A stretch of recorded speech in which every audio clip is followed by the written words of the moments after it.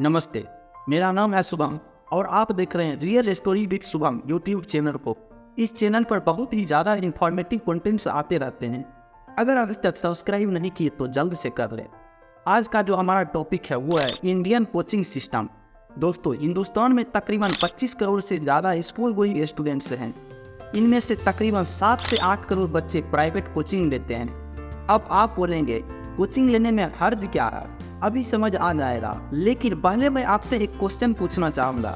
यदि आप ऑलरेडी एक अच्छी स्कूल में पढ़ रहे हो, अच्छी फी पे कर रहे हो, तो फिर आपको कोचिंग की क्या ज़रूरत है?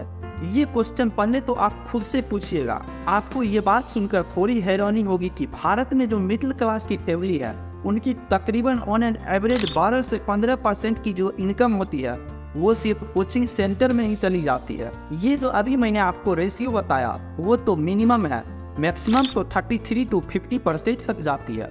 आप समझ रहे हो, एक व्यक्ति 10,000 कमा रहा तो उसका 5,000 कोचिंग में दे रहा, वो खुद खाएगा क्या? इंडियन कोचिंग का जो नेटवर्थ है वो करीब 3 लाख करोड़ का है। सिर्फ कोचिंग इंडस्ट्री का, स्कूल का नहीं। स्टूडेंट्स का सोसाइटी जंक्शन कोटा, उसका टर्नओवर 1500 करोड़ है पर ईयर का। एक रिपोर्ट के अनुसार एक बच्चा अपने 24 घंटे के शेड्यूल में तकरीबन 9 घंटा कोचिंग में गुजारता है। यहाँ मैं सिर्फ ऑफलाइन इंडस्ट्री की बात नहीं कर रहा, ऑनलाइन इंडस्ट्री भी इसमें शामिल है। आई होप मैंने अभी तक जो इन्फॉर्मेशन दिया उससे आपको ये तो समझ आ ही गया होगा ये इंडस्ट्री कितनी बड़ी है, इसका नेटवर्क कितना बड़ा है, नेटवर्क कितना बड़ा है।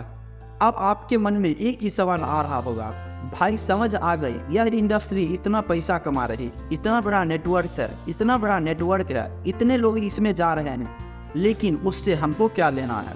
बिल्कुल सही बात, आपको क्या लेना, आपको क्या मतलब? आपकी इनकम का 40 से 50% सिर्फ और सिर्फ प्राइवेट कोचिंग्स में घुस जाता है। और आप बोल रहे हो आपको क्या लेना है? हर साल 4.5 लाख बच्चे IIT का फॉर्म भरते हैं और इनमें से 60% बच्चे IIT की कोचिंग करने जाते हैं। और सीट्स कितनी होती है मुझे भी नहीं पता, जाओ गूगल कर लो। नीट के बारे में तो आपने सुना ही होगा, वही डॉक्टर बनने वाला। इसमें तकरीबन 7 लाख बच्चे फॉर्म भरते हैं, मतलब 7 लाख स्टूडेंट्स लड़ते हैं सिर्फ 2000 सीट के लिए। इसमें करीब 5 लाख बच्चे प्राइवेट कोचिंग्स लेने जाते हैं मात्र 2000 सीट के लिए, 7 लाख फॉर्म। उसके बाद हम पूछते हैं कि एग्जाम का प्रेशर क्या है, बच्चे सुसाइड क्यों करते हैं? UPSC एग्जाम सुना है, वही IAS वाला। पढ़ाई लिखाई करो, IAS वाईएस बनो। IAS की मात्र 800 से 900 वैकेंसी निकलती है पर ईयर, और इसमें फाइट करने वाले स्टूडेंट्स 8 लाख, 800 सीट के लिए 8 लाख फॉर्म। उसके बाद लोग बोलते हैं क्या दिक्कत है, ये फेल्योर है हमारे एजुकेशन सिस्टम का। अभी तक तो मैंने आपको सिर्फ फैक्ट्स गिनवाया, अब मैं आपको डॉट्स कनेक्ट करवाऊंगा। एक एग्जाम जिसके लिए मात्र 2000 सीट है, उसमें 8 लाख फॉर्म।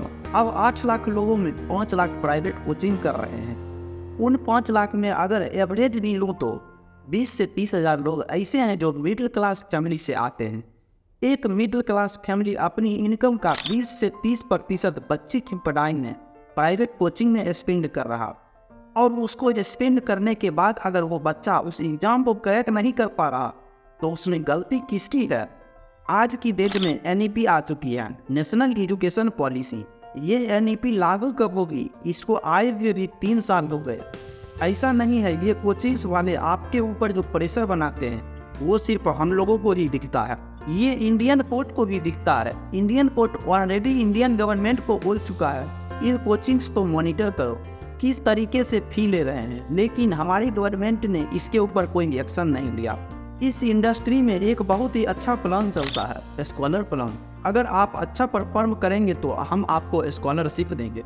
एक बार जाके आप अच्छे से इनका प्लान देखिए, जब आप अच्छे से नोटिस करेंगे तो आपको पता चलेगा ये जो इंडस्ट्री वाले हैं वो अपने प्लान्स का बेस प्राइस हाई कर देते हैं और ट्यूशन फी का थोड़ा सा कम कर देंगे। जब आप इनकी बुक्स खरीदोगे तो वो उतनी ही कॉस्टली होगी जितनी एक नॉर्मल स्टूडेंट को मिलने वाली है। ये पूरी तरह से एक स्कैम होता है, बस एक मार्केट स्ट्रेटजी है जिसमें आप लोगों को फंसाया जाता है और आप लोग भी फंस जाते हैं। जब ये चीज़ें हम लोगों के समझ में आ गई तो क्या गवर्नमेंट के समझ में नहीं आती होंगी? आई नो कि आती होंगी, लेकिन उसके ऊपर भी कोई एक्शन नहीं लिया जा रहा। इस सब से गवर्नमेंट को भी फायदा होता है, शायद इसलिए गवर्नमेंट स्कूल्स को इतना घटिया बनाया जाता है जिससे वहाँ कोई पढ़ने ही ना जाए। हम बोलते हैं ना भैया, नेताओं को और बड़े बड़े IAS IPS को अपने बच्चों को उस स्कूल में डालना चाहिए, नहीं डालते ना। उसका रीज़न यही है, वो जानते हैं सरकारी स्कूलों की हालत इतनी घटिया है कि कोई भी स्टूडेंट वहाँ जाएगा तो वहाँ से कुछ सीख के नहीं आएगा। पूरा सरकारी स्कूलों का फोकस सिर्फ एक चीज़ पर होता है, दोपहर में खाना देना, महीना में एक बार ड्रेस देनी है, पोलियो का अभियान चलाना है, जिससे कि उन्हें गरीबों से वोट मिलता है। इसके अलावा स्कूलों में क्या होता है, गांव की शादियाँ। स्कूल जिसे विद्या का मंदिर कहा जाता है, वहाँ शादियाँ होती हैं। कोई मर जाए तो वहाँ तेरवी होंगी। शायद यही कम होता है गवर्नमेंट स्कूल का। कोटा में 2 तरह की क्लासेज चलते हैं, एक टॉपर्स के लिए, दूसरा वीक स्टूडेंट के लिए। टॉप वाले को अच्छी फैसिलिटीज दी जाती हैं, वीक स्टूडेंट सिर्फ सफाई भी करते रह जाते हैं। ये कौन सा सिस्टम है, ये कौन सा भार है जो तुम्हारे सर पर रख दिया जाता है। भारत के किसी भी कोचिंग में चले जाओ, अगर तुम्हारे पास पैसा है तो तुम्हारे बच्चे का तुरंत एडमिशन हो जाएगा। वहाँ कोई टेस्ट का रूल नहीं है। आई नो मेरे बोलने से कुछ नहीं होने वाला, लेकिन मैं आज आपको एक बहुत ही प्यारी बात बताता हूँ। हर चीज़ का एक ट्रेंड होता है। नीट का एक ट्रेंड है, IIT का एक ट्रेंड है। लोगों को नीट इसलिए नहीं करना कि वो एक बेहतर डॉक्टर बन सके और गरीबों की मदद कर सके, बल्कि उन्होंने अपने अगल बगल के डॉक्टर का रुतबा देखा है। उनके माँ बाप ने उनके अगल बगल के डॉक्टर का ऐशो आराम देखा है, इसलिए उन्हें डॉक्टर बनना है। लोग IIT इसलिए नहीं करना चाहते कि वो आगे चलकर चंद्रयान बनाएंगे या चांद पर जाएंगे। 90% स्टूडेंट्स को IIT इसलिए करना है क्योंकि उन्होंने अपने अगल बगल के IITians का स्टारडम्स देखा है, उनका रुतबा देखा है, उनकी कमाई देखी है। इस वक्त तो यही चल रहा है। बगल वाले को जो करते देख लिया, मुझे भी वही करना है, मेरा बच्चा भी वही करेगा। जब तक ये माइंड सेट चेंज नहीं होगा तब तक ये ट्रेंड सेटिंग खत्म नहीं होगी और हम इसी तरीके से मरते रहेंगे जैसे आज के डेट में हर स्टूडेंट मर रहा है। आई डोंट नो कि मेरा इस वीडियो बनाने से क्या होगा, लोग क्या सीखने वाले हैं, क्या समझने वाले हैं, लेकिन इस वीडियो को बनाना बहुत ही ज़रूरी था। मेरे मन में ये चीज़ थी कि मैं आप लोगों को ये समझा सकूं हमारे सरकारी स्कूलों की हालत इतनी घटिया क्यों है और कोचिंग इंडस्ट्री वाले कैसे ठगते हैं। और मैं यह भी क्लियरली बोल रहा हूँ, आने वाले 20 सालों तक कोई एजुकेशन सिस्टम चेंज नहीं होगा, ना ही सरकारी स्कूलों की हालत सुधरेगी। अगर आप ही स्टूडेंट हैं तो अपने माँ बाप तक इस वीडियो को जरूर भेजिए। सर ये धंधा है, इधर आप अपने बच्चे को मत फंसाइए। एक बार उससे भी पूछिए क्या वो इस काबिल है या नहीं। आपका समय अलग था, ये समय अलग है।